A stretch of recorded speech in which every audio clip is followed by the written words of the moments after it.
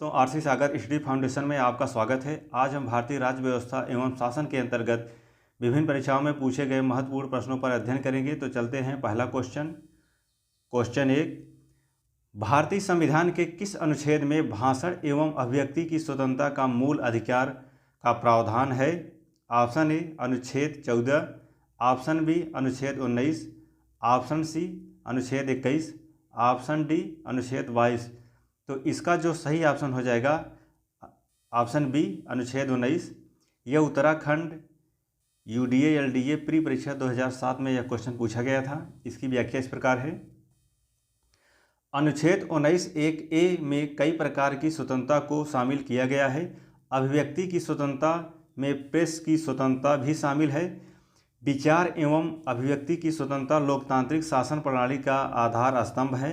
न्यायपालिका द्वारा विभिन्न मामलों के द्वारा अनुच्छेद 19(1)(a) का विस्तृत विश्लेषण किया और यह निर्णय दिया कि प्रेस की स्वतंत्रता, सूचना प्राप्त करने का अधिकार, झंडा फहराने का अधिकार, विचार अभिव्यक्ति की स्वतंत्रता में भी शामिल है। यह उत्तराखंड यूडीए एलडीए 2007 में प्री परीक्षा में पूछा गया था। अगला क्वेश्चन 2, भारत के संविधान के अंतर्गत कौन सा अनुच्छेद कारखानों में बालकों के नियोजन का प्रतिषेध करता है? ऑप्शन ए अनुच्छेद 19, ऑप्शन बी अनुच्छेद 17, ऑप्शन सी अनुच्छेद 23, ऑप्शन डी अनुच्छेद 24। तो इसका जो सही ऑप्शन हो जाएगा ऑप्शन डी अनुच्छेद 24। यह जो है यूपी यूडीए एलडीए प्री परीक्षा 2010 और यूपी पीसीएस मेंस 2012 में यह क्वेश्चन पूछा गया था। इसकी व्याख्या इस प्रकार है। अनुच्छेद 24 कारखाना में बालकों के नियोजन का प्रतिषेध है। इस अनुच्छेद के द्वारा 14 वर्ष से कम आयु के बच्चों को कारखानों तथा संकट के कार्यों में नियोजन करना प्रतिबंधित किया गया है। अगला क्वेश्चन 3, किस संशोधन के द्वारा संपत्ति का अधिकार समाप्त कर दिया गया है? ऑप्शन ए 24वां, ऑप्शन बी 44वां, ऑप्शन सी 25वां, ऑप्शन डी 42वां। तो इसका जो सही ऑप्शन हो जाएगा ऑप्शन बी 44वां में संशोधन में जो है संपत्ति अधिकार को समाप्त कर दिया गया था। यह यूपी पीसीएस मेंस 2013 में, यूपी लोअर सबऑर्डिनेट मेंस 2013 में यह क्वेश्चन पूछा गया था। इसकी व्याख्या इस प्रकार है। संविधान 44वां संशोधन अधिनियम 1978 द्वारा निरसित अर्थात अनुच्छेद 31 के अधीन संपत्ति का अधिकार को लोप कर दिया गया। इस प्रकार संपत्ति का अधिकार अब मूल अधिकार नहीं है।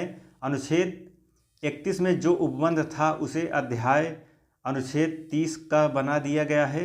इस प्रकार संपत्ति का अधिकार संवैधानिक अधिकार तो है पर मूल अधिकार नहीं है। अगला क्वेश्चन 4, निम्नलिखित में से कौन सा एक राज्य नीति निर्देशक सिद्धांतों का उद्देश्य नहीं है? ऑप्शन ए एक कल्याणकारी राज्य की स्थापना करना, ऑप्शन बी सामाजिक आर्थिक न्याय को सुनिश्चित करना, ऑप्शन सी एक धार्मिक राज्य की स्थापना करना, ऑप्शन डी एक धर्मनिरपेक्ष राज्य की स्थापना करना। तो इसका जो सही ऑप्शन हो जाएगा ऑप्शन सी एक धार्मिक राज्य की स्थापना करना।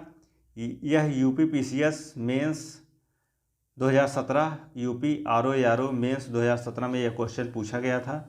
इसकी व्याख्या इस प्रकार है। भारतीय संविधान के भाग 4 में संविधान की आत्मा निवास करती है। संविधान के भाग 4 में अनुच्छेद 36 से 51 तक नीति निर्देशक तत्वों की व्यवस्था की गई है। संविधान में नीति निर्देशक तत्वों को आयरलैंड के संविधान से लिया गया है।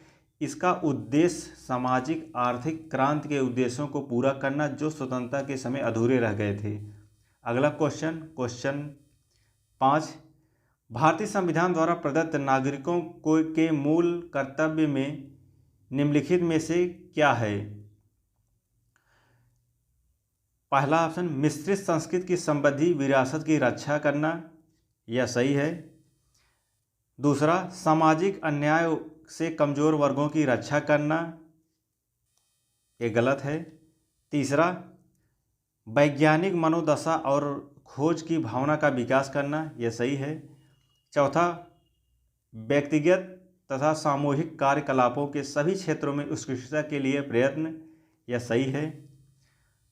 तो निम्नलिखित कोट के सहारा उत्तर चुनिए। तो जो इसमें सही ऑप्शन हो जाएगा, ऑप्शन जो है पहला 1 और 3 और 4 सही है, तो ये हो जाएगा सी वाला सही है। यह IAS प्री परीक्षा 2012 में क्वेश्चन पूछा गया था। इसकी व्याख्या इस प्रकार है, सामाजिक अन्याय व कमजोर वर्गों की रक्षा प्रावधान मूल कर्तव्यों में नहीं शामिल है। जय